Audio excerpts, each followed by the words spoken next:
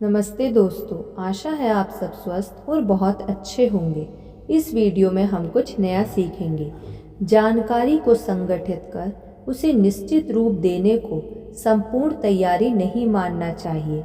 अभ्यास के बिना तैयारी संपूर्ण नहीं हो सकती। अर्थात जानकारी के अनुसार भाषण का अभ्यास करना बेहद आवश्यक होता है।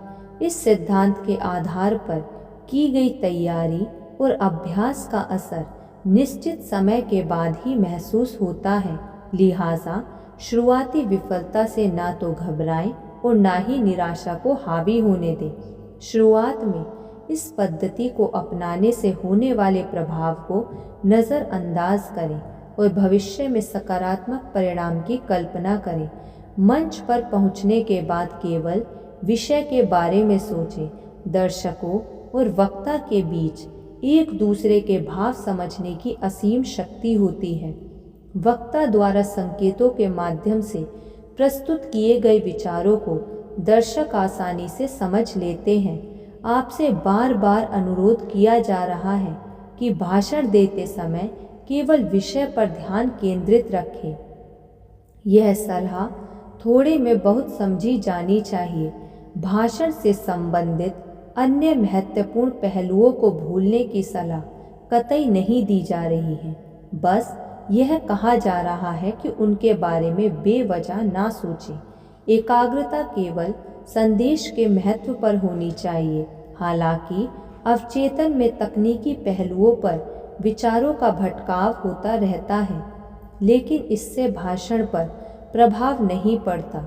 दरअसल एक निपुण वक्ता समय के साथ इस कला में अभ्यस्त हो जाता है।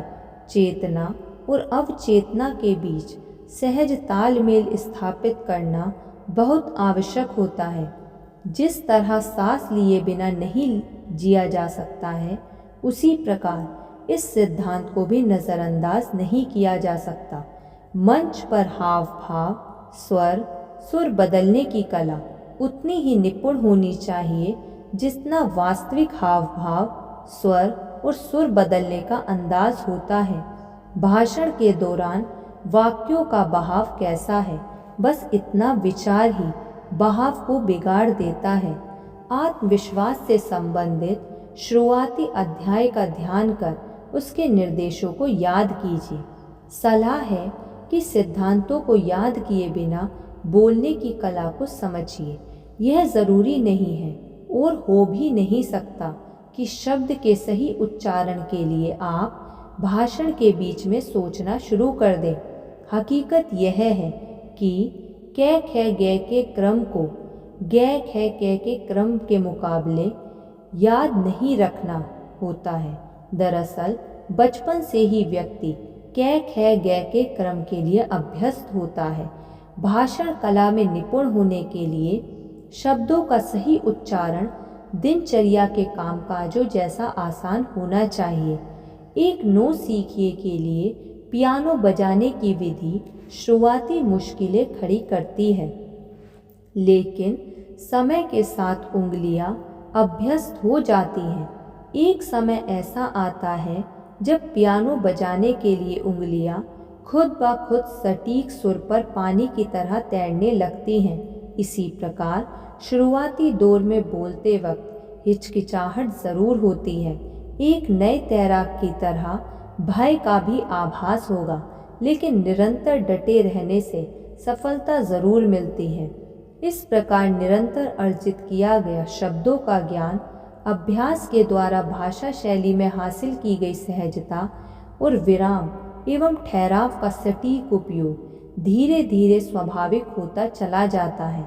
समय के साथ भाषा का बहाव अभ्यास के अनुरूप ढलता चला जाता है, लेकिन इसके लिए कड़ी मेहनत की ज़रूरत होती है। मेहनत से कौन सी चीज़ हासिल नहीं की जा सकती। कड़ी मेहनत लक्ष्य हासिल करने का एकमात्र रास्ता है। कड़ी मेहनत से हासिल की गई सफलता सबसे ज़्यादा संतोषजनक होती है। यादगार भाषण के लिए सोचे गए विचार और कड़े अभ्यास का फल अति स्वादिष्ट होता है। सुरीली आवाज़ का रहस्य शिथिलता में छुपा होता है। शिथिलता से सरलता का जन्म होता है।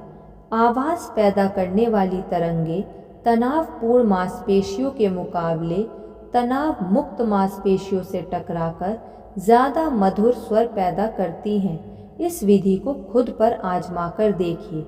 घृणा का भाव दर्शाते वक्त चेहरे एवं कंठ की मांसपेशियों को सिकोड़ते हुए बोलिए, मैं तुमसे नफरत करता हूँ। इसके बाद शांत हो जाइए और हृदय में प्रेम की भावना जगाते हुए बोलिए, मैं तुमसे प्यार करता हूँ। दोनों अंदाज में भिन्नता आसानी से महसूस की जा सकती है। आवाज़ से जुड़ी कसरत का अभ्यास करते वक्त और बोलते वक्त स्वर पर दबाव ना डालें। आवाज़ बेहद नाजुक होती है, उसके साथ सख्ती से पेश नहीं आना चाहिए। ज़बरदस्ती आवाज़ उत्पन्न करने की कोशिश ना करें, इसे स्वयं उत्पन्न होने दें।